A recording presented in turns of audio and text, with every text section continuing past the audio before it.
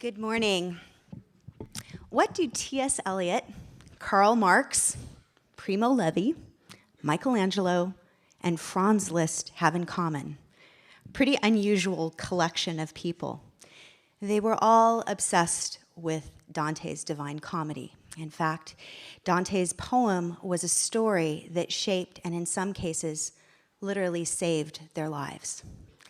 I'm going to be approaching what has been called the greatest poem in the history of the literary form, not through an intense textual analysis. I'm not an Italian scholar.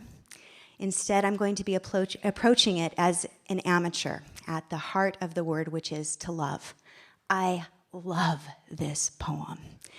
I love this poem so much because I think it opens up worlds that connect to each and every one of us.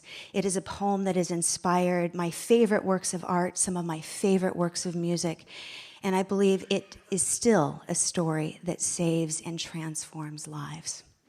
I like to say that Dante is the water that we swim in and we don't even know it. How many of you know the statue, The Thinker, by Rodin, stands in the Legion of Honor? How many of you know that that was not the original title and that Rodin actually called it The Poet? And it is actually a depiction of Dante in the act of dreaming up the Divine Comedy.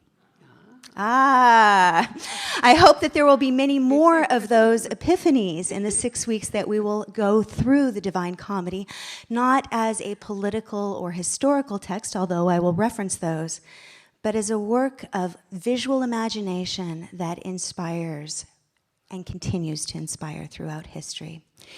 We're going to be exploring this in three realms. One as an artistic journey through hundreds and hundreds of slides of arts, from Michelangelo to Salvador Dali to Gustave Doré to Botticelli to contemporary art.